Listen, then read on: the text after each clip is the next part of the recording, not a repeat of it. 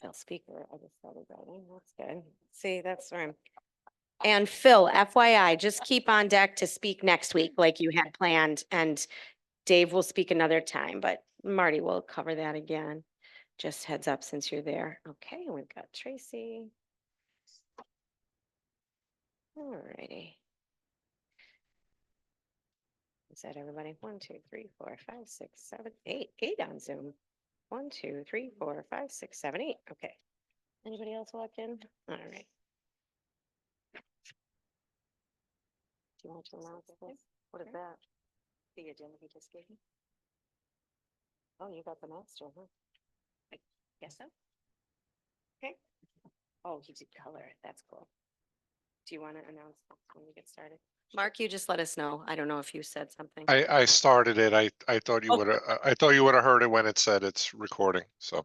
Oh, I'm juggling 15 things, I think, right now. So I'm not good at multitasking anyway. I don't think anyone really is. Single tasking, whatever happened to that? Okay. Back to Mom as our officer of the day. Good morning, everyone.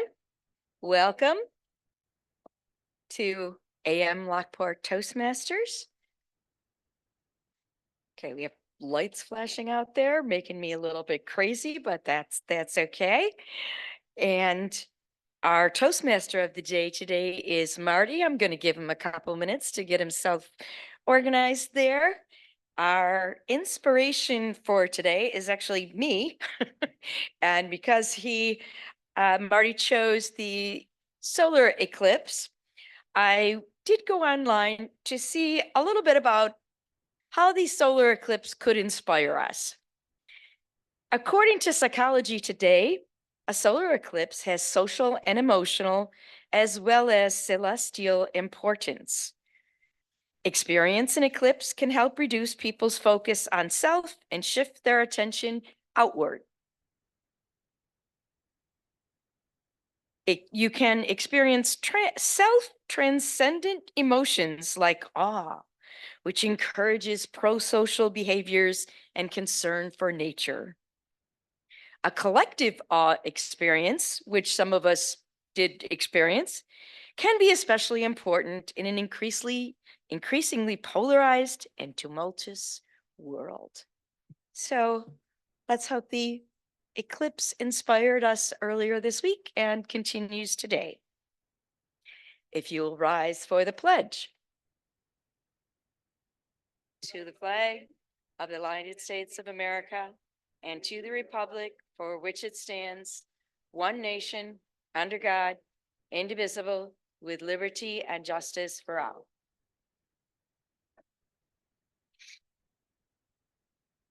It's very hard for me to not say, and we will now have a moment of silence because I did it for so many years at school, but we will continue on. For the people that are here, we have Larry McKenzie, Len Thornton, Jackie Kenny, Nancy Ferry, Mary Cavanero, Kate Orr, Beth Talladay Banks, because that's what my daughter wrote for me, Steve Smith, Jill Roaring, Carol Halstead, Marty Johnston, Dave Channon, Dave Licata just walked in on Zoom, David Jones, Eric Schneider, Margot Bittner, Marshall Sung, Mark Campos, we got Eric Schneider down twice, Phil Russell, and Tracy Farrell. If anyone else comes on Zoom, let us know. Thank you very much. I'm going to now one announcement. Okay. Good morning again, everybody. Thank you all who came to our dinner on Saturday night. It was amazing. Happy 40th anniversary to our club. Marty brought a fun picture of our group. It's over there by the coffee and it's on Facebook as well. That's first. And then second is vote. We need to vote. So a little bit of business order before the meeting. I asked Marty if we should, about a week ago, if we should do this before or at the very beginning of the meeting or at the very end. He said, let's do it at the very beginning. And so this is a point of order that the officers looked at starting back in February. And now that we're past the dinner and we have the budget for this, we are looking to reimburse Larry and Len for all the rest of the technology that the club didn't already purchase. So when we were at the YWCA, Larry and Len set up equipment to facilitate recording the meetings and Zooming them.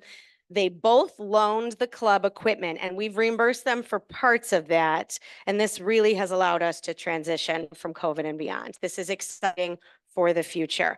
So the officers have brought it forward to you because it's more than $100 of an expenditure and we would like to reimburse them for the use of the equipment. They're giving us these at a deal. It would have cost quite a lot more to invest more. So Larry's PA system, a new one would cost $300 to $350. We're looking to reimburse him for $216. For Len has been covering a lot of things in the last 3 years, including even our domain amlockporttm.org. For $25 each year, it's added up to $75 now. The monitor that is right here, that would cost us a pretty penny. We're looking to reimburse him not the value of resale, but like $140. And the computer over here, all of this, reminder to everybody, stays here. They don't get to use this really in other ways. And it's an amazing unit. Thing 1 and Thing 2 are pretty cool that they have set up. And the Y lets us keep everything in here between this closet and the storage out here. So it's quite an arrangement. And Len and Larry have been getting here between 6 and 6:15 every morning. We're very glad to have both of them back in full force. Also, the TV that is here, that's the Niagara Celtics TV that we use for don't tell anybody, the Buffalo Bills games during the pub or at the pub at one of our pub tents, but we don't use it year round. So we had kind of an arrangement with AM Lockport to store it and use it. So that's not going to cost us anything. All of the other equipment is already AM Lockport's merchant, whatever, items. In total, with all of that, to reimburse both of them, the reimbursal will be $795.96. If you have questions, now is a good time. I think I'd like someone to make a motion to reimburse. I can't, as president, make a motion to reimburse them, but anybody can. Jackie from the floor is making a motion. We need a second. Kate, Mark I'll second. seconds that, and somebody else online did. Any discussion, any questions or discussion about that? Good question. Our balance now is after the $1,300 back to the dinner for the balance of the dinner. I did not bring that paperwork, but the treasurer has it. We now can afford it. And that's why the officers were in kind of a holding pattern. In the last few years, we were making sure now that we're a bit flush and we got past the dinner.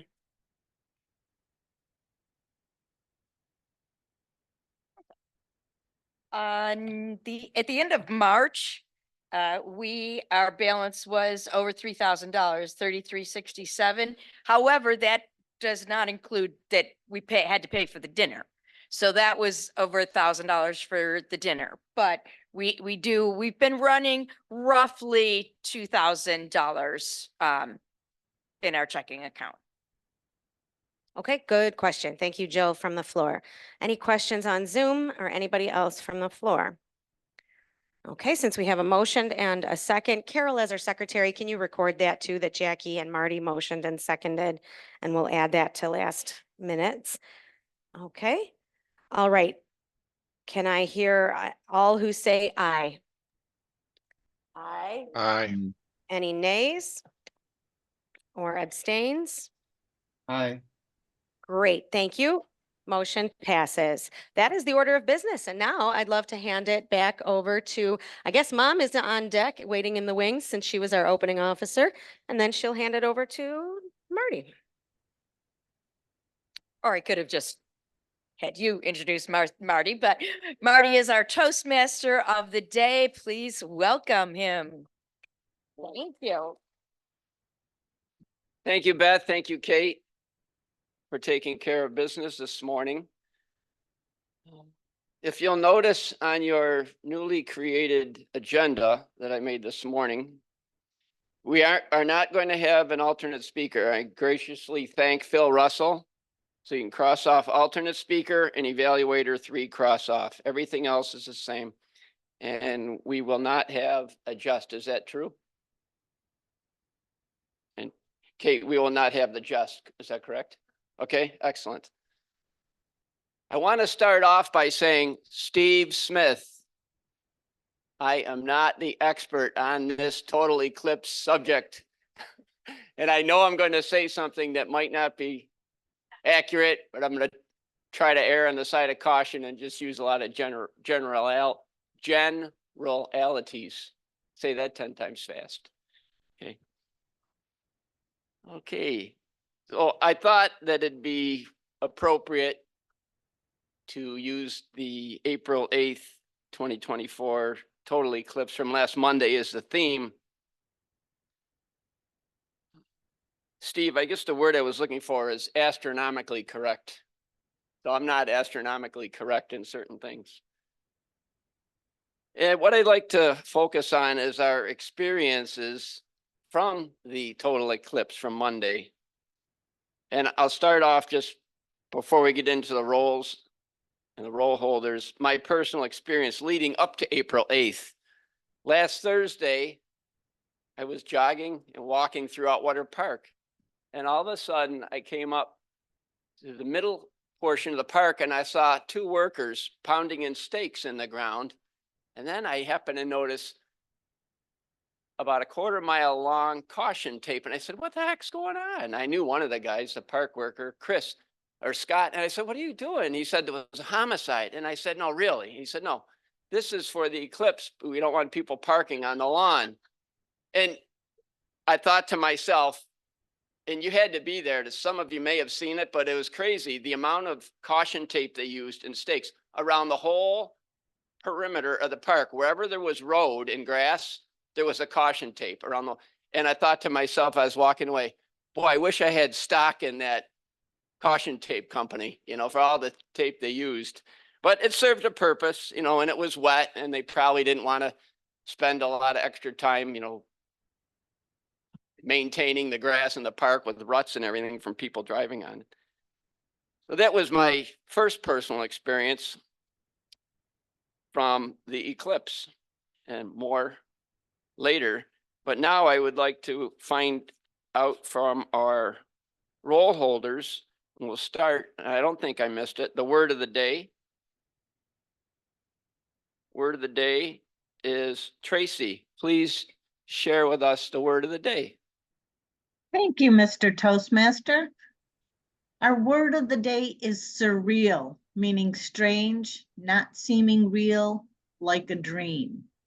Standing in total darkness at 3 o'clock in the afternoon was a surreal experience. I'm also a master, so I'll be counting ahs and ums at the end of the day and checking for grammar. Thank you, Mr. Toastmaster. Thank you, Tracy.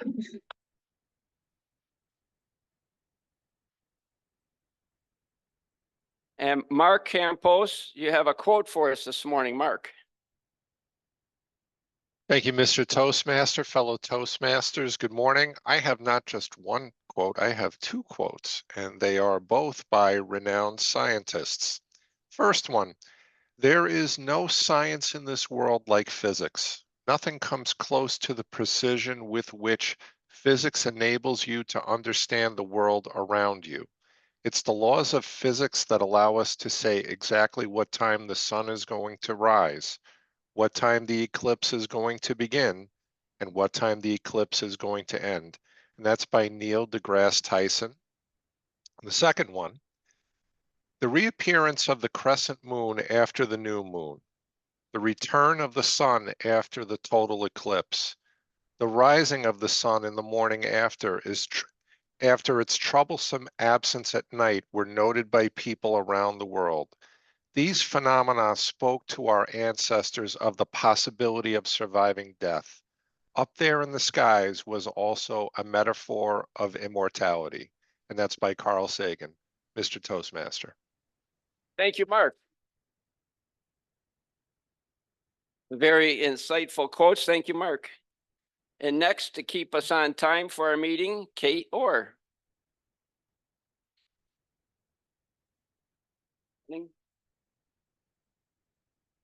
Thank you, Marty. For anyone in the house, we have a handy binder. Who prepared this many years ago? This is an excellent guide. Let me read it to you. Timing is a very important part of Toastmasters. To better prepare us as effective speakers and leaders, the timer helps us learn to create and deliver speeches that meet a time specification. As timer, I will be recording the time during all of Table Topics for our club, 1.5 to 2 minutes with a 15-second buffer. Prepared speeches, usually 5 to 7 minutes, and evaluations, 2 to 3 minutes with 30-second buffers for both of those. And I'll report their results after each section. Green light, I have a card, which I believe Len and Larry over here will also highlight for the Zoom speakers, and green and yellow and red. And you all know the ropes, since unfortunately we don't have any guests today. I know you know all what to do. Thank you. Back to you, Marty. Thank you, Kate.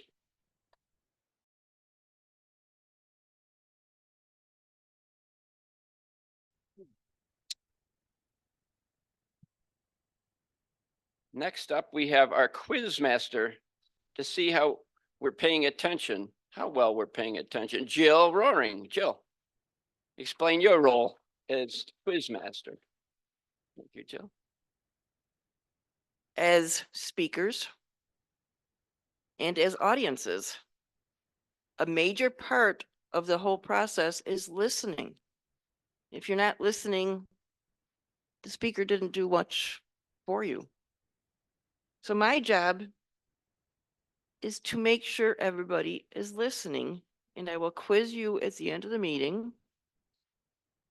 And for those in sight here, if you don't get the answers right, you can't leave. I had to throw in something funny there. So I will question us all at the end of the meeting. Thank you, Marty. Thank you, Jill.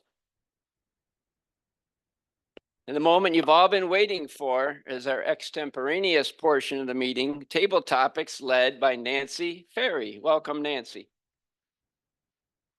Good morning. And remember to use the word surreal when you're speaking. It's a surreal experience this morning when I woke up to that rain. I wanted to come in on Zoom, but I decided to be here in person, and I'm glad I did. It was tempting. Table topics, where we speak extemporaneously. And today I have chosen a few topics.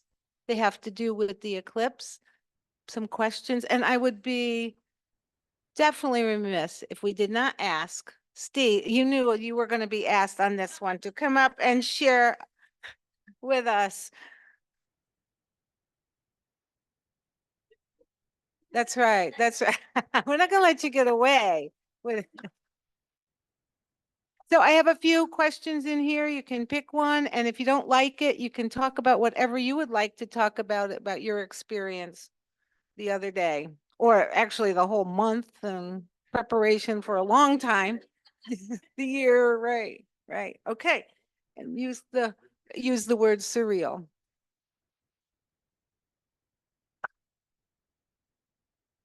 Thank you. And the reason that I blew off speaking today is I'm tired. We've been through a lot the last few weeks getting ready to do this eclipse.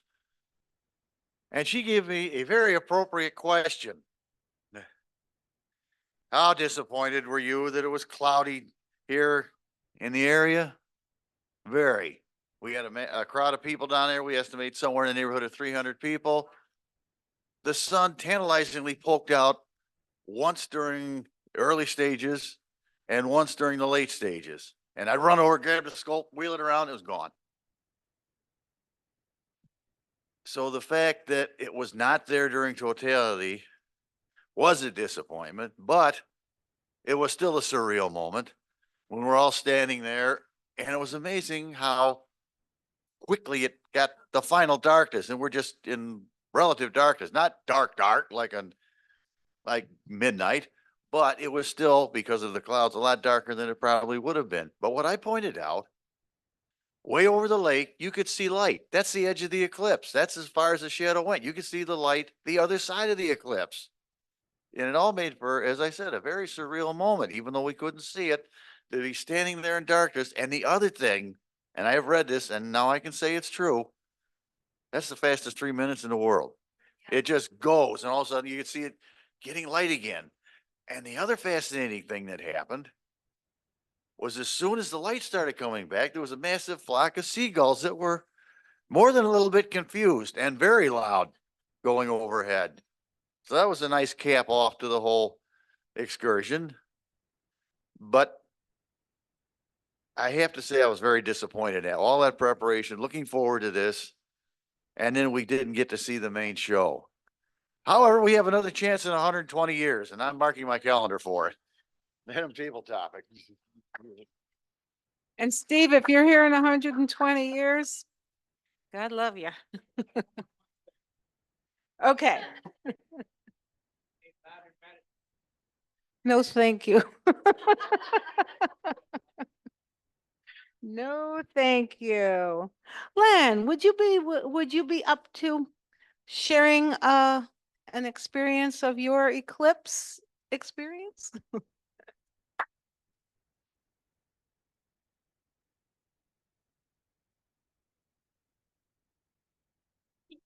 best one. Did you watch the eclipse on television at all, either during or after the eclipse? Well, Madam Topic Master, I did not watch it on television. I did watch it on the internet, however, starting with the feed from Mexico. I believe NASA was putting that one out, and that was just stellar. I said, this is going to be fantastic. Now, I had heard that Texas was going to have cloud cover just like New York, so I wasn't expecting too much. But I did follow somebody I follow on YouTube who does a podcast. He lives in Austin, and he had a backyard party, and he had all his technical crew with all their cameras and everything. And it was cloudy right up until about a minute before it passed over Austin. And then miraculously, the skies parted and they got a fantastic view. So I got a preview of what was coming our way in another hour or so. Unfortunately, the weather didn't cooperate. I didn't make big plans. It's just another work day for me, and hearing all the doom and gloom stories about what the traffic's going to be like and traffic jams everywhere. I said, I'm just going to work from home today. And that worked out for the most part. At the desired time, designated time, I went out on my porch, sat down and looked up at the clouds, realized I was going to see absolutely nothing.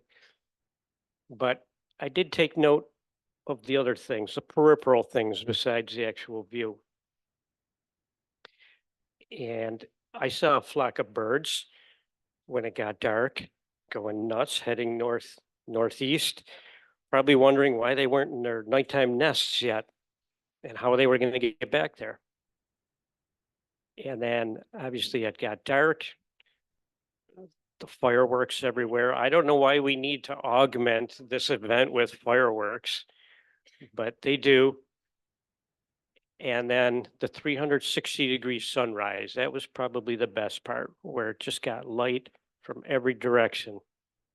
It was a surreal experience for me, Madam Topic Master. Thank you, Len. And I still have lots of questions in here. Who will be? Carol, I have a question for you for sure.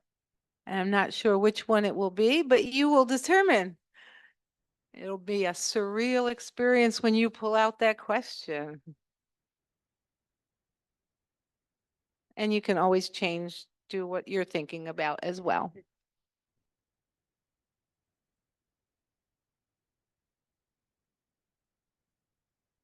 My question is, did you purchase any eclipse commemorative memorabilia? I did not. Although I do have those wonderful glasses that I purchased from Steve. I was also very disappointed. We were out on our deck where you could see where the sun was supposed to be very well. My husband and daughter were with me. And as everyone has mentioned, the most surreal moment was when it did get dark. And you can imagine in ancient times when they had no understanding of what was happening, that this would be pretty scary. Although I missed the eclipse, I've seen some other celestial type things. I've seen a brilliant double rainbow a few times. Way back when, before most of you were around, I remember the satellite Echo, which was a big, like aluminum type thing, it looked like. And you could see it in the sky, the reflection, it was very reflective, and I saw that. I saw one of the space shuttles from the vantage point of Daytona Beach, and it was an excellent view.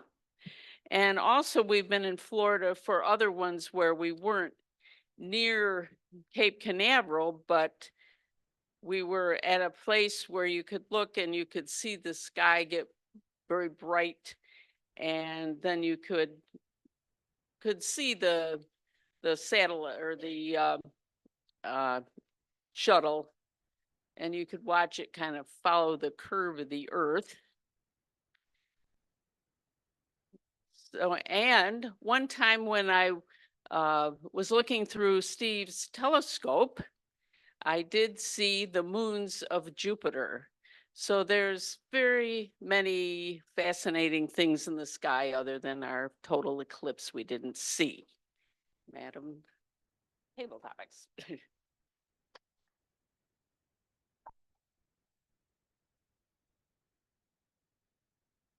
Thank you to all our contestants.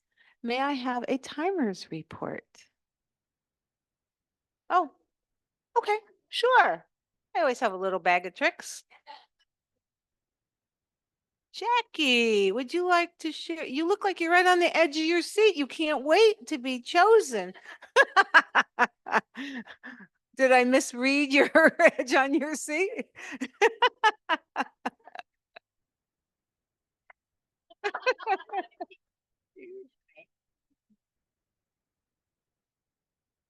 It's folded. Okay. Where did you experience the eclipse? Did you have to go to a party or a viewing? Did you try to avoid the crowds and traffic that were never really problematic? It was a fun thing, even though we didn't see what we were hoping to see.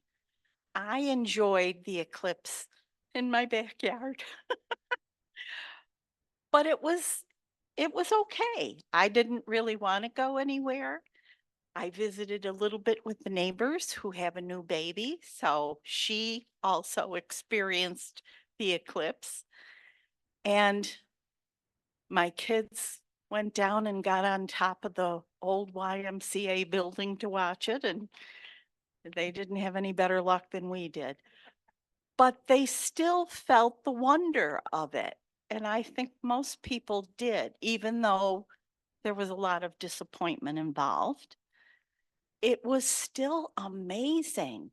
It felt like we were cast members in a science fiction movie, watching and having everything become quiet. My daughter's friend is a beekeeper, she stayed home to watch one of her hives. And she said the girls got very quiet at the moment of totality. And she lives out in the country in the woods. Everything got very silent. And then as the light came back on, the bees began buzzing again and the birds began flying, and nature kind of woke up from that little event, and it was pretty cool. It was a very cool day. So I'm glad we got part of it. I'm not expecting to ever see that again, but thank you, Madam Toastmaster. Thank you, Jackie. And yes.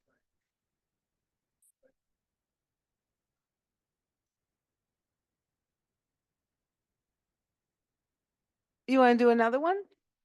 We can do. Okay. Table topics. Go for it. Come on up.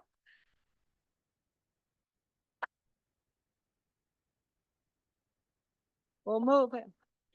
Up a little. Surreal. Okay. Say it now. Thank you. You already have something to say, so I'm not gonna give you a topic. You go for it. I had a surreal experience that probably not many other people had. I had a doctor's appointment on Wednesday morning. Where was I going? I was going to ophthalmology center, and a very busy doctor. And I was in there 7 o'clock in the morning on Wednesday. And you know me, I'm talkative. And I said to Dr. Niles, so what did you think about the eclipse? I hope you didn't get patients that looked up at it and got eye problems. And he had a very surreal answer. He says, everyone was so disappointed that we had clouds. I wasn't. To me, the clouds were God's filters to protect the people in this area. And he says, I don't expect a lot of people to come in with eye problems from the eclipse. And I said, the only problem I had is my little doggy went outside, and when it started getting dark, he came running back in. He didn't like it. It was too dark for him. And so he came back in. But I just wanted to add a perspective from an eye specialist that he said it was God's filters to protect us. Thank you.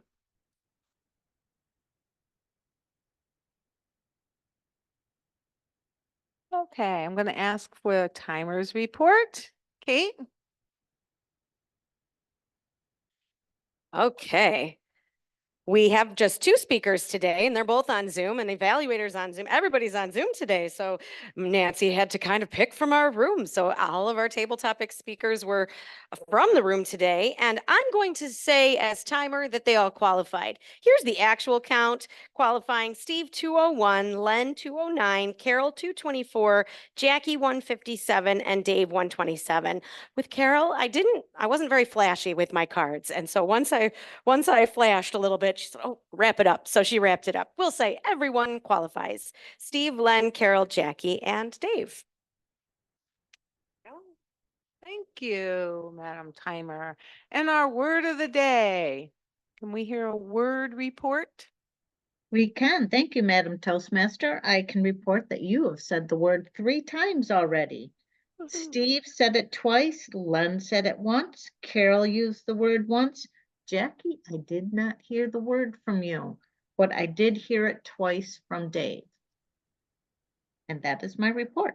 Thank you most kindly.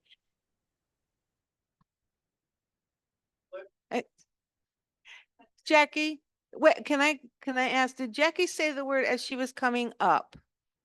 This. No, was it? Okay. Okay, please cast your ballots for either Dave, Carol, Steve, and Len. You are out of my vision. And I will turn it back over to you, Mr. Toastmaster. Thank you. Thank you, Nancy. Thank you to all our participants.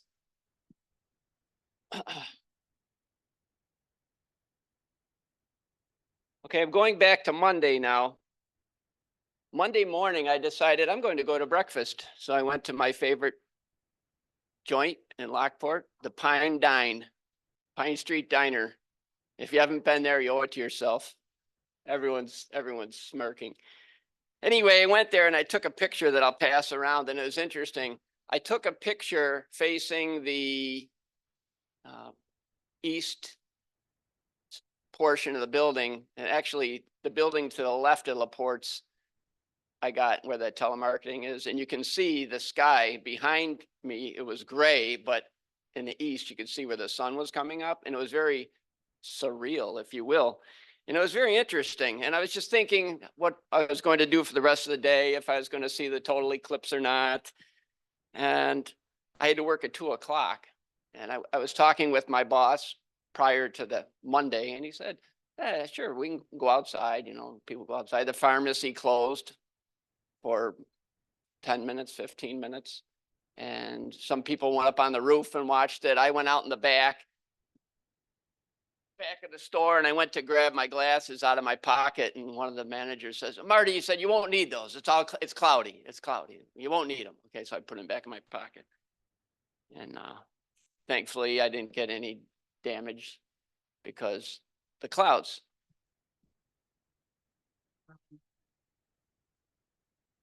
And I took a couple photos, and I'll pass that around. Actually, I'll pass it around right now. Can you take this, please, Beth, and pass it around? The photo of Laporte's is the first photo, and I took 2 photos side by side, one approximately 3:18, and the other one was a little later. I went back outside. It was around 3:50, but you can see there's a truck, and I took a picture of the truck that was parked behind Tops, and I was facing the camera shot was north and northeast direction, and then I took one about 3:50 when the clouds cleared and the sun came back. It was very, very interesting, very surreal. Was I disappointed that I didn't see the eclipse? I think I was I'm disappointed, and I bought the glasses. I thought I'd see it, but however, I did, as Len and a couple of the other people mentioned this morning, they saw it on the news or they saw it on a video. So it was definitely interesting. Definitely interesting one for the history books. This morning, we have 2 prepared speakers. Our first speaker is Marshall Song, who will be evaluated by David Jones. David, please share Marshall's objectives. David. Thank you, Mr. Toastmaster. Good morning, fellow Toastmasters. Marshall is speaking from Visionary Communicators Level 1 Icebreaker. Madam Timer, it's 4 to 6 minutes. His objective is to tell us about himself, I'm assuming, because the title of his speech is The 4th Icebreaker. So please welcome Marshall Song, The 4th Icebreaker.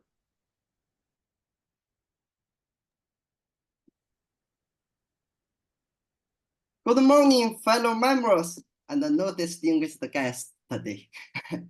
When you heard my title, what did you think about? You maybe think Marshall is a professional and expert, knowledgeable veteran Toastmaster member. Actually not. I'm just 29 years old. I have joined Toastmaster for 13 months. I am a special education teacher in a vocational high school. I teach autistic children and intellectual disabilities. When I was born in the poorest rural area of China, when I was young, my family could only afford 5 times of meat in a year. So I was so skinny. If you saw me in that time through my chest, you can easily calculate how many ribs I have. but I worked very hard. I left that rural area to a big city for university. When I chose my major, I thought I was so lucky, even poor, but I'm healthy. I think disabled people need more help.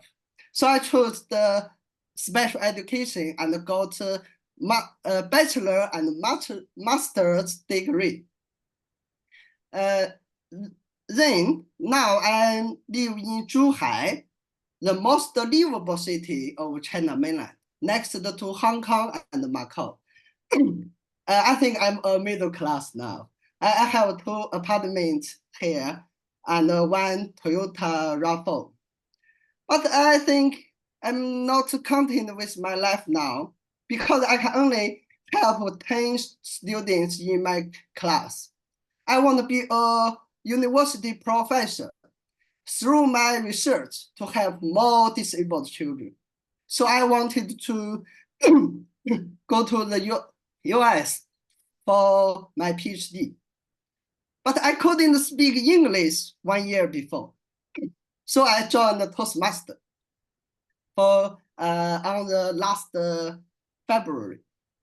The first ice break I made is I translate a Chinese article to English, and I typed on my PowerPoint. I read it. Even read it, I practiced 5 days. After I read 5 prepared speech, I can recite an article, English article. Then I start my first pathway, presentation mastery. And after I made a prepared speech for every week with great passion. And our club was a new and dying club. And the VPE, VPPR, SAA, they all left. So I took place all of their jobs. After 5 months, I can communicate with foreigners in English so quickly. And the last July, our air director asked me that I want to be a air director. I didn't know what is air director, but I agreed. In the district official training, I met a girl. She is another air director in an island, and we fell in love. For every weekend, I fly to their island and join their Toastmaster club and prepare the speeches. And I started my second pathway, engaging humor. I made my icebreaker there, and I made a confession how I love her. Yeah. But it's too long away. After several months, we broke up. I thought I should continue my applying of PhD. So in the Toastmaster website, I want to find some online clubs. I asked more than 150 clubs. Only 6 clubs responded to me, including you. And I paid 4 clubs as your member.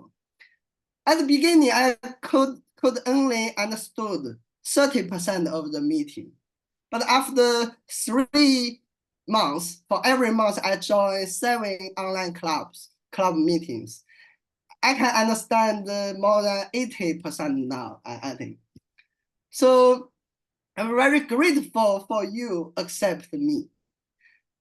This is my 3rd pathway, but my former 2 pathways written in Chinese. For this time, I like the sentence of Steve Jobs, to stay hungry, stay foolish. Even I finished the 2 pathways, I think in this club, I'm still a freshman. I'm still a little foolish. So I want to learn from you, and I thank you give me that opportunity to make a prepared speech with you. Thank you, Master Song. Thank you, Marshall.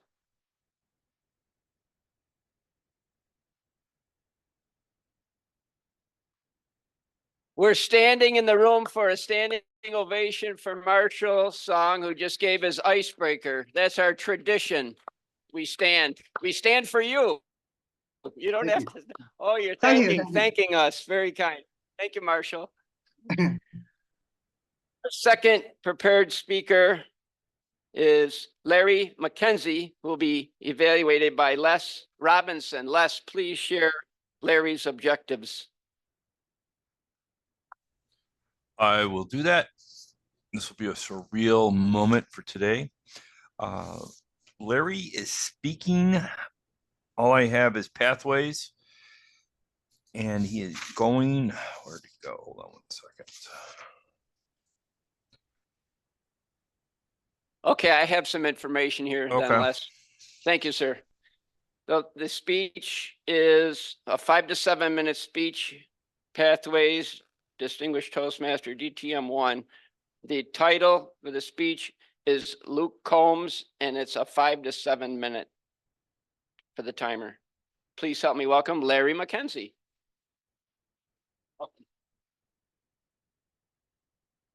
Good morning, everyone. Before I begin my speech and our timer starts the clock, thank you.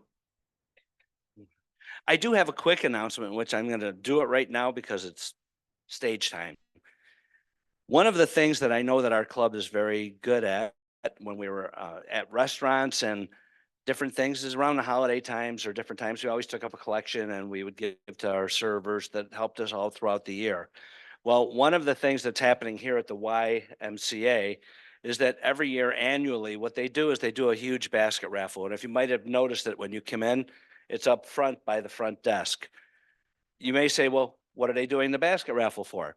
The basket raffle is for the opportunity for them to raise money for children, for different programs or summer camp and different things that are happening throughout the YMCA that perhaps somebody is not able to afford, and that gives them the ability to award scholarships to them. So I would just throw it out to our Toastmasters this week or next week, because the drawings are on the 22nd, to keep that in mind. If you're walking by and you see that, just maybe jump in for $1 or $5. On that note, good morning. It's time for me to ask a question. And that question is twofold. First of all, have any of you ever volunteered for anything in your life? Show of hands. Really? Has anyone in our audience here or in Zoom land ever led a group of volunteers? Well, there's quite a few people. Yeah. Okay. Well, it's something that I have grown to do over the years, more so lately, is volunteer for different things. And you may say, well, why am I volunteering? What am I going to get out of it? It's not about that. Volunteering is to help. Perhaps some of them are charitable groups. Some of them are people that just need help. So volunteering is not just giving of your time, it's giving of yourself to another group or to a person. One of the things that I've had the opportunity to do over the last 12 years since my granddaughter was born is be a part of the Hydrocephalus Association. One of the things that I enjoy the most about that is that it's run by volunteers, such as myself and 44 other walk chairs that are around the country that publicize, get the word out about hydrocephalus, and let other families know that we are here. Come join us. You're not alone. And with that, one of the things that we do is we also raise funds. And the reason for raising funds is that it helps to promote and for research and education for people that perhaps don't have the ability, such as when your child is old enough to go to school. Teachers have probably never heard the word. How do you educate them? Well, we've put together some different programs and books that we can give to the teachers K through as they progress into perhaps junior high and high school. So one of the things that in volunteering, you also volunteer within Toastmasters to take a role. Whenever there's an opening, for a speech. Today, there was an opening for a speech. I said, stage time. And the reason for that is that I look forward to getting the opportunity to be able to improve my speaking abilities and also my communication to others, such as everyone in the room, because it helps me with what I do with my volunteering through hydrocephalus and other things. Now, this morning, you may have noticed that we had an agenda that was printed by Marty. Marty sent a message out saying that, oh my gosh, my printer's not working. Can anyone help me? Can you print 20 copies? It came out, I think, early this morning. Some of you may never have checked your emails, but it didn't stop Marty. Marty went, handwritten our agenda, and then went and made 20 copies in color, no less. Thank you, Marty, for doing that. Now, that was going a step up beyond. And Marty is a person who volunteers for a lot of things. So some may say, wow, I haven't used one of them in a while. But speaking with that, it reminded me of a word, and that word was altruistic. People that volunteer a lot for different things give of themselves for many different causes. Marty, Knights of Columbus, the Holy Name Society, Toastmasters, different other things, other people around the room. David, you also with your sign language, you're offering classes for people. The Celtic Festival, it's a time for people to get together. Now, the Celtic Festival is run by volunteers. It's not an easy task to take on such a huge event and have enough people to basically help you with that. There's no payroll that can come out that can afford to do that so that people may enjoy that. It's run by volunteers. So when we had the opportunity a few years ago through the Hydrocephalus Association, I'm always looking for new opportunities to raise awareness and to also help us raise funds. One of the things that I found was at Highmark Stadium, it took me actually to this point 5 years to actually be able to work an event at Highmark Stadium. How many of you have ever been to a Bills game? Dave, 40 years worth of Bills game, 50 years worth. There you go. How many of you ever been to a Sabres game? Any other sporting event in our Buffalo area. Bandits game. First thing I have to ask, did you ever buy a beverage there? No. Sandwich, beverage, anything? Yes. Some of us may have. You may look and say, well, that's a $12 beer. Why am I buying a $12 beer? Why am I buying a $7 hot dog? Well, you are in the stadium, number one. The other thing is that those people that are serving you, that are behind those concession stands, are volunteers. Each one of the concession stands are run by a 501c3. If you're not familiar with that, that's basically a thing that the government gives you. You're a 501c3, which means you're an organization that's a charitable organization, or the ability to, I keep getting yellow flags and things, but that's okay. It gives you that ability to able to, now you lost my all train of thought, to go out and work. So what they've done is they have a really great, I guess you would say, marketing plan at all of the stadiums. What they've done is to save payroll, same as at the Celtic Fest. If they had to go out and hire everyone that worked at Celtic Fest, there would not be a Celtic Fest. At the stadium, what they've done is they've opened it up to volunteer groups. What you do is you volunteer to run a concession stand. Oh, that's easy. No, it's not. Basically, in order to run the concession stand, you have to have at least 1 leader or 2 leaders or 3 leaders. And what those leaders have to do is they have to do training. Training is not just ordinary. You watch a 30-minute video, you answer 16 different questions. Once you get through that part of it, there's a whole other array of things that you'll be receiving from me if any of you are volunteering. And one of those is where do you go? How do you dress? What have you? As a leader, they require a little bit more. As a leader, you have to take a 3-hour course which is in ServSafe. Once you're certified, once you take that, you have to take a 40 question. I didn't tell you it was 40. Sorry, Kate. It's a 40 question quiz. You have to pass the quiz. Once you pass the quiz, you're state certified for 3 years. Why am I saying all of this? Dave's like, I don't know why.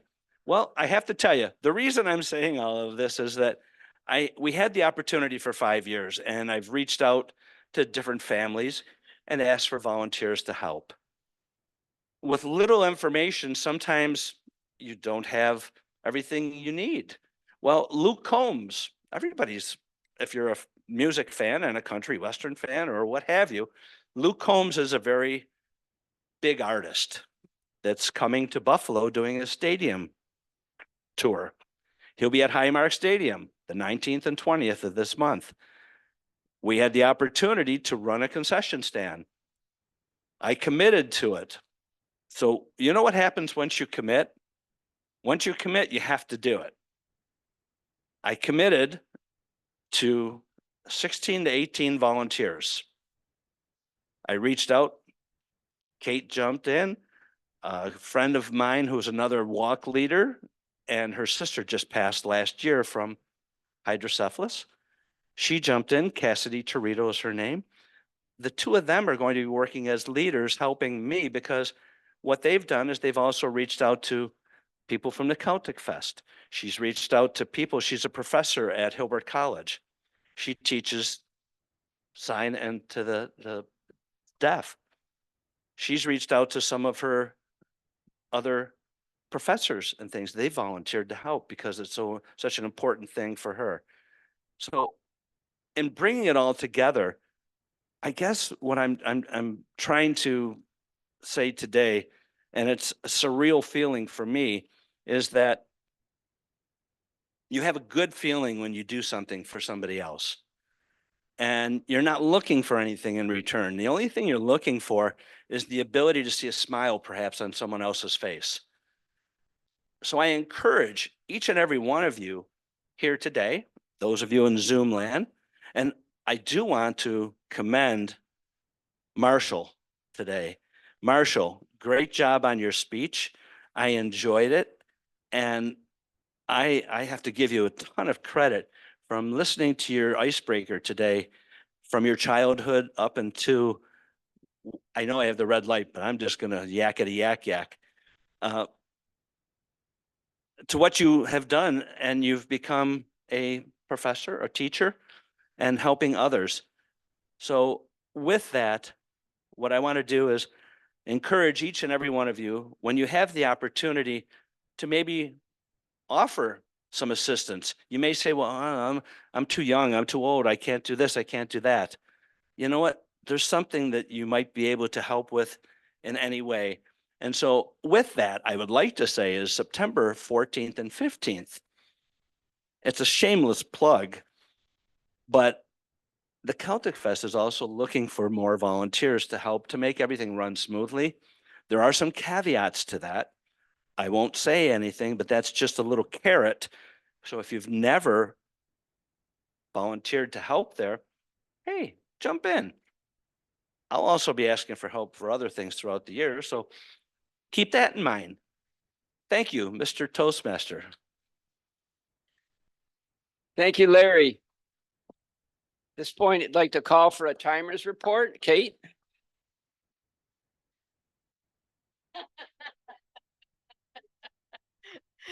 Great speeches today. Marshall, you're giving an icebreaker again since you're in so many clubs. Rock on. You hit right at 5 minutes and 40 seconds. So your goal was 4 to 6. Larry needed to come back because he needs to be timed, just like me. We talk too much. And I thought maybe I'd stop him at 9:55 because then he started kind of evaluating Marshall, but then he came back, looped around, and we hit 11:11. Go play the lottery today. Oh my goodness. Back to Marty. Let's get to the evaluation. Thank you, Kate.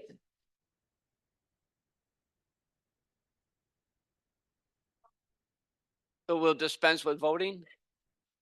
Yes? Okay, thank you. Touching a little more on the theme, inquiring minds may want to know, where was the eclipse seen? As Len mentioned, and it was a place in Texas that he was watching in Texas. What about locally?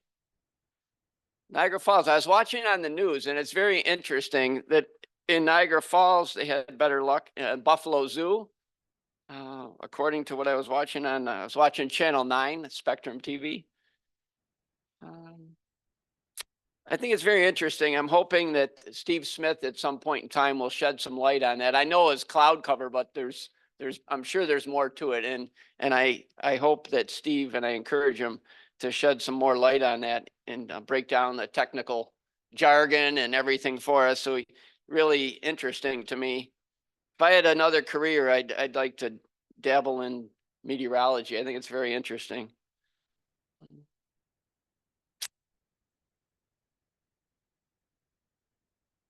Moving on to our evaluation portion of the meeting.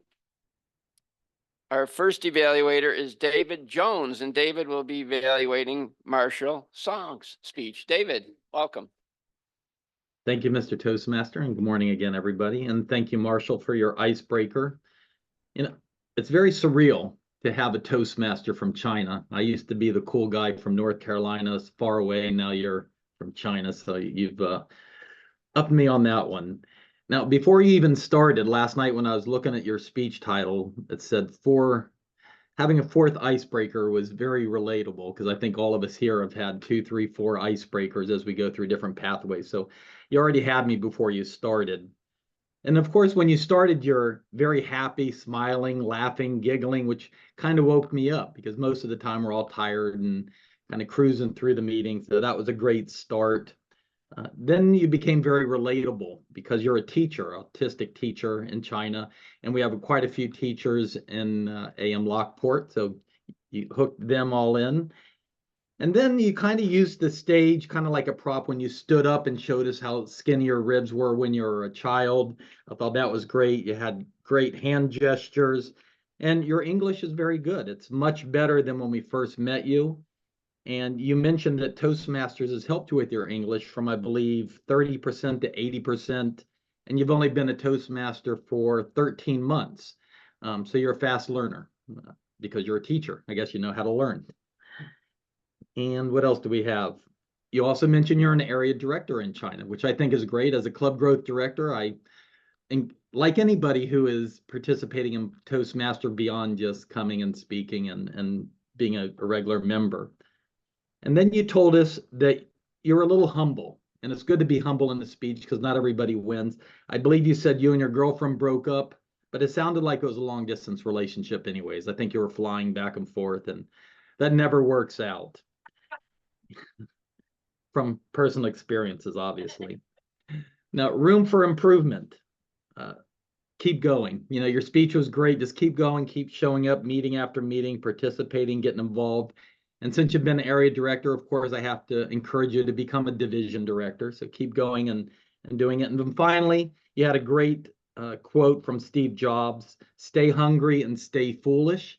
And I believe that's what we all are here at Toastmasters, is we're all foolish. We get up early in the morning, we practice speaking, which a majority of the population of the world's afraid of.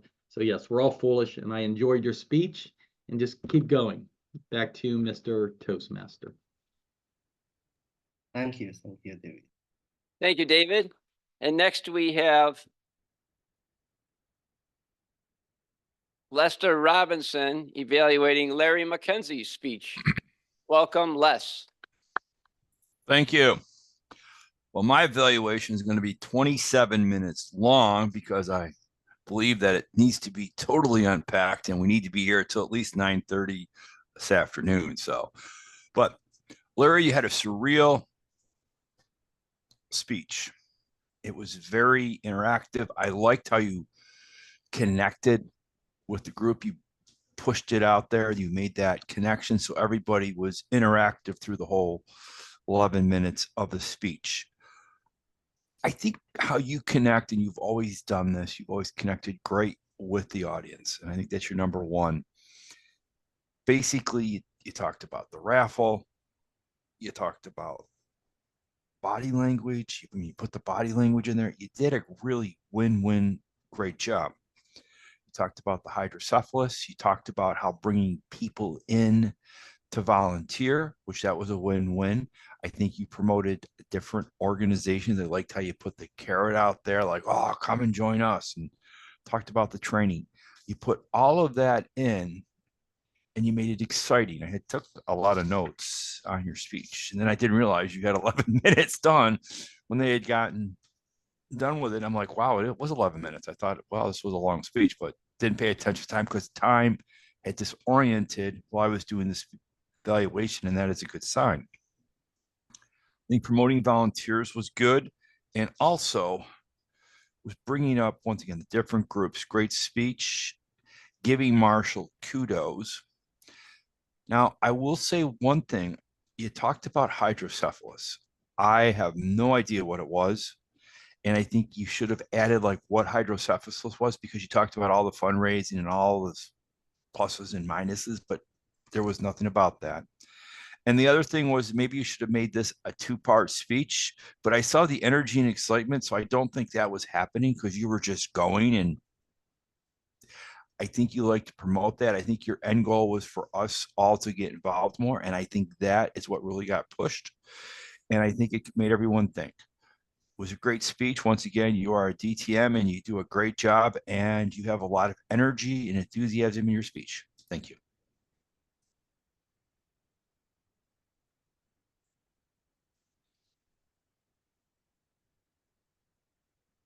Thank you, Les. May we please have a timers report, Kate, for our evaluators. Thank you. Happy to. It was a surreal experience and both qualified, David at 234 and Les at 222. I saw the eclipse from Alcott Beach. I was just up the shore on Lake Ontario from where Steve and Jill were. For anyone who doesn't know, Alcott Beach is one town over from Wilson where they had their star show. And just like them, it was surreal to be inside the darkness and see Toronto and see the band of across the entire lakeshore. And I don't know if you could see where you were, the illusion, the CN Tower, which is the tallest tower in Canada.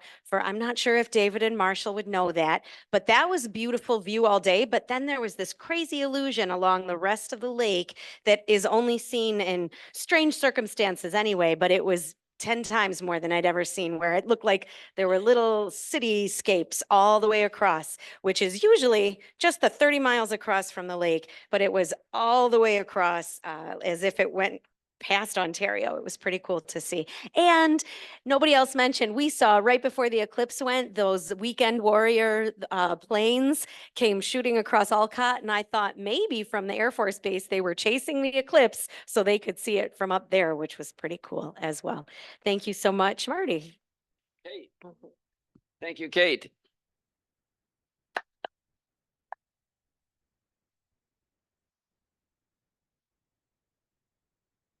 Driving down Transit Road at night after work, I noticed that specifically Monday night, Sunday night, Monday night, that there seemed like there was a lot more traffic than normal. And reason being the eclipse, of course. And when I last was doing a little bit of research online, and looking at some of the newspapers, they said that they were still calculating. I'm sure that they have calculated the economic impact. I'm sure it was good, and it probably would have even been better if we would have seen it. If you've seen the eclipse, people are probably excited, more willing to spend more money and have a party, more party. But as I said, I know that hotels on Transit Road were full, Airbnbs were full. And you may have heard, people, oh, my eyes hurt. I have hurt eye syndrome. Well, your eyes, people think that, but when I was looking on the news, on TV, it said that your eyes your retina doesn't have a pain nerve. So your eyes don't hurt, but what you may get like blurred vision and some dizziness. And that's a good point in time, like David mentioned in his table topic, to go to your ophthalmologist. And definitely don't be upset if you didn't see the eclipse, and don't throw out your eclipse glasses, because On the news, they said you can recycle your Eclipse glasses at Eclipse. For whatever reason, they put 23. I don't know, they meant 24, but eclipse23.com and you can recycle them.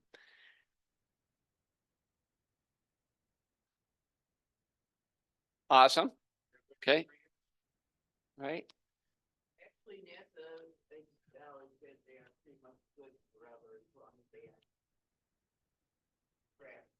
Melted in your glove box or something like that. You know? Good points, everyone. At this portion, I'd like to move into the evaluation, the general evaluation phase. Please help me welcome Dave Licata. David. Thank you, David.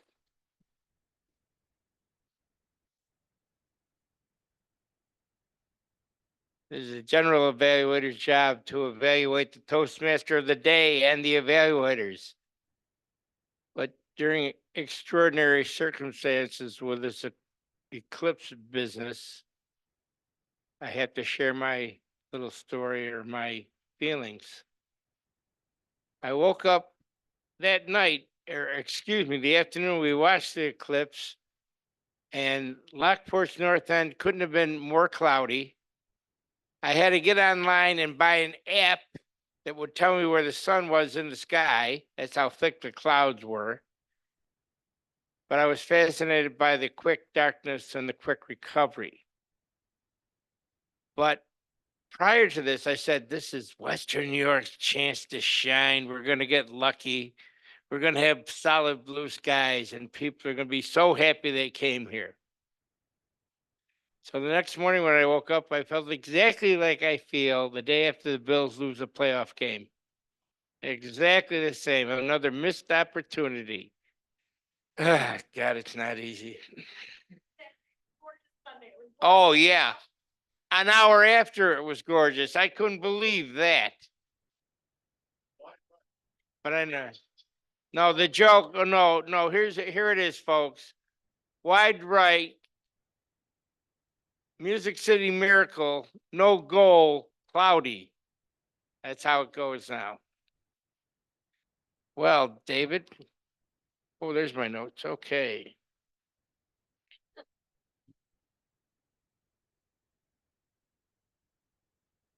And as already been revealed, those I'm sorry, one more thing about the eclipse.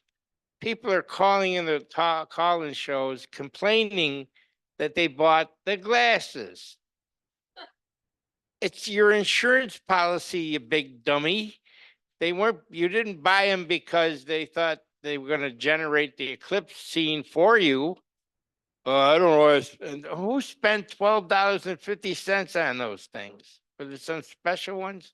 I'm sorry. Yeah. All right. Now, this is for the whole Toastmaster universe, especially clubs on Zoom. Perhaps in the future, the Toastmaster of the day could tell the people that are going to be the word master and the jester and the quiz master, line up. You know you're going to get called on. Please. And that'll just go so much quicker and it'll look so much better on Zoom. Because and I hate to say this, Zoom is here to stay, so we might as well get better at it. Marty got the word out. And he got everybody filled in. Another scoldy point. Everybody in this room has been alternate speaker at one time or another. And everybody in this room has been relieved to find out that they did not have to use that speech they prepared. So how in the name of the Lord of Toastmastering, in Smedley's name, how can we sit here and say, oh, there's no speaker 3? No. I'm talking about the world. The general, not particular. I'm not attacking anybody this morning. Yeah. Well, and I'm guilty. I'm guilty. I walked in. I didn't have a leftover emergency speech or a hip pocket speech, and we all should. Harumph. All right, David Jones. He gave me a new tact today. He was in a difficult position because we want to be super encouraging on an icebreaker. We want to be double, triple encouraging if the gentleman is coming all the way from China. And I said, well, what's he going to say? How's he going to, when you get to that part of the evaluation where you're going to point out things that could be improved, he taught me a lesson. And his point, his new tact was keep going. Well, that was a good idea. That was very clever. Of course, as I've said often, if Smedley hadn't invented Toastmasters, Dave Jones would have. Okay. Les Robinson sandwich was good. And when Les got to the part about things that need improving, could not have been more correct, because I would have made the same error that Larry made. Well, everybody's here heard me talk about this and talk about that, and everybody in this room has heard me talk about the locks. No, you can't take that for granted. So when he pointed out that Larry needed to give us a quick review on that particular cause, he didn't do it. Of course, he'd be here till God knows when. All righty, let's save the word master for the end. And let's invite our quiz master up here, Jill.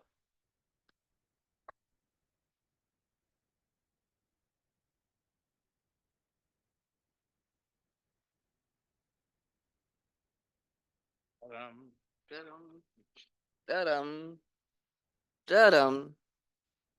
Let's see how everybody listened today. First, how much is the total reimbursement that is going out to Larry and Len? Anybody know? How much is the total reimbursement going out to Larry and Len?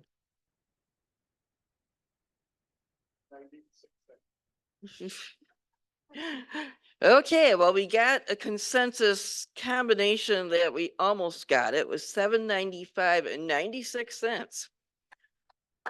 We got 700 something and we got 96 cents from out there. All right.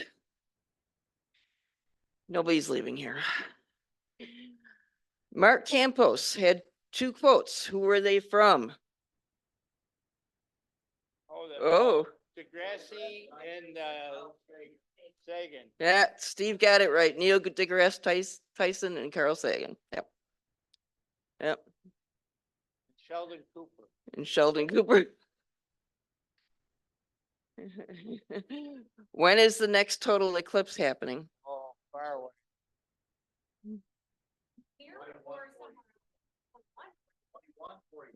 For here. Yes, for here.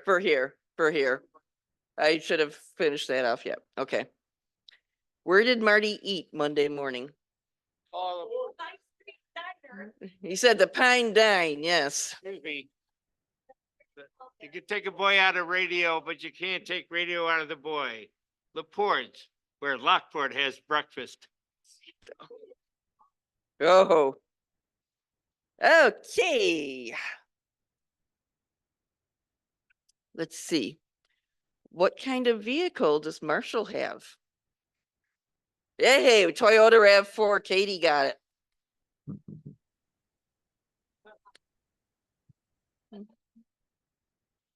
Okay. What days are Larry rustling up volunteers for? April 19th and 20th. And then September 14th and 15th for Celtic Fest. All right. Marty mentioned there's probably some technical terms that Steve would be able to grace us with. And there is a very strong technical term for when the sun suddenly peeks through, or the skies open up and we can see the clouds, and we don't see the clouds. we can see the stars or whatever is out at that particular time. It is known as a sucker hole. The technical term? In the words of astronomy, yes. Okay. Yeah. Yes. And anybody who thinks that or is glad that we did not have the traffic, if you had seen the pictures of the I-95 going to Tupper Lake and other pictures in the Adirondack area, the traffic was all going up that way because they knew it was going to be sunny up there once the weather reports really came out. So yes, there is traffic. It just didn't materialize here.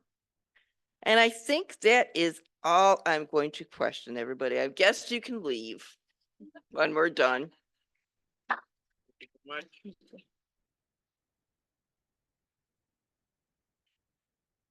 Thank you, Jill.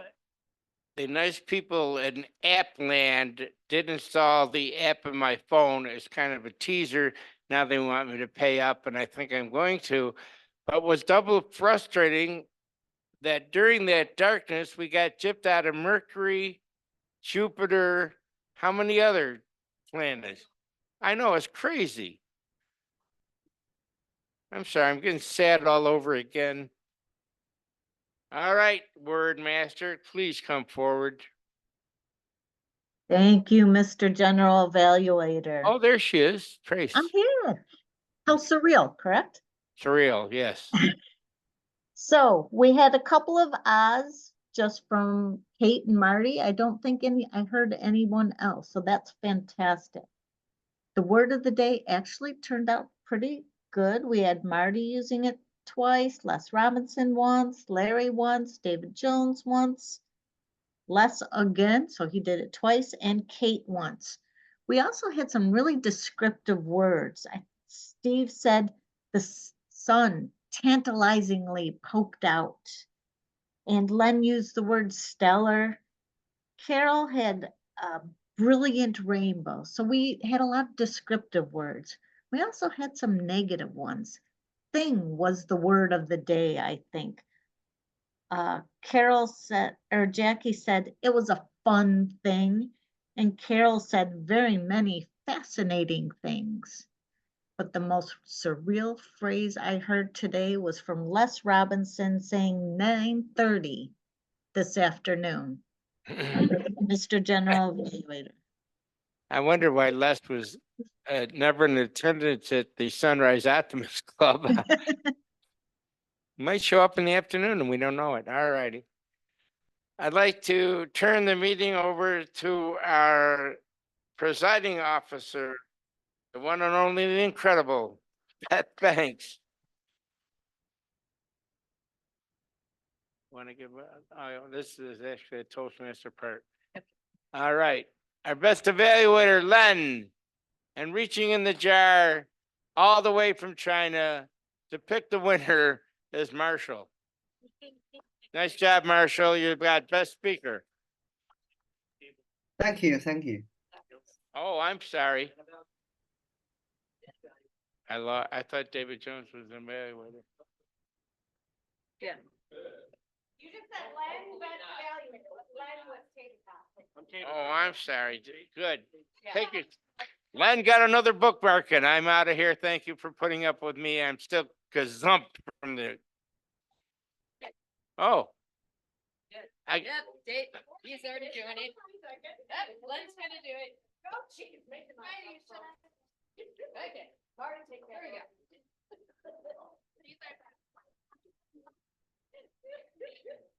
go. I can't read that. You think I can? I'm so flattered. How about you, Beth? Wait a minute. Wait a minute. Oh. Not quite that short, but, and the last three numbers are 540. Oh, okay, thank you. Marty said he would donate back to the club. Are there any other announcements? Len? They say that we're our own worst critic. I disagree with that. And I want to make a plug for our official AM Lockport Toastmasters YouTube channel. If you go to our website, you don't even need to log in. You click on the YouTube icon, it'll take you to our YouTube channel, which has over 150 meetings recorded there. And there's more coming up every day. It limits me to 10 uploads per day. So I'm still going back in 2020. That's when we started them with Larry and the Zoom meetings. So there's a lot of meetings there, and it's very easily searchable because I standardized all the names of those. Look at a speech you gave and be critical and see how you can improve. While the evaluations are very helpful most times, looking at yourself on the video can add that extra element to help you progress even faster. That's all. Hey, Len, question about that. I'm just curious, Yes. like, are you able to tell how much activity there's been? Hey, you know, how many views? Are we able to tell if anybody aside from ourselves is actually watching these? We can't differentiate whether it's a Toastmasters member viewing or somebody else, but this is a new channel, so all the counters are starting at 0. So Okay. you can see on any given video how many times it's been viewed. But again, it won't give us the history on who's actually viewed it, I don't believe. I'll Okay. double check on that. Yeah, it might be in the analytics.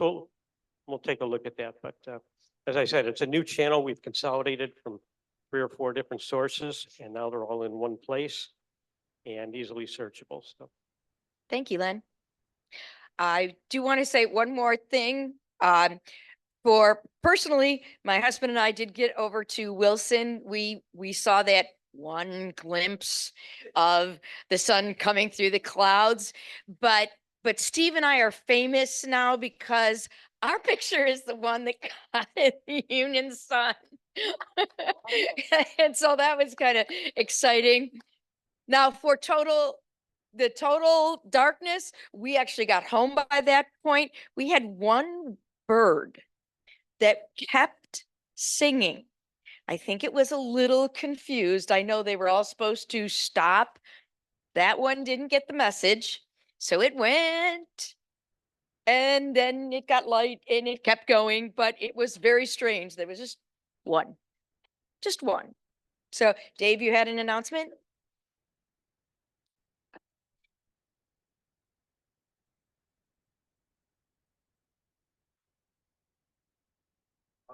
This afternoon at 4:30 is the first meeting of ASL for this month.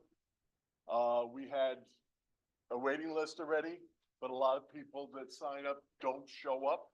So if last minute you want to join my ASL class this afternoon, it's in the bottom of the hockey arena in the Lockport Family Empowerment Center.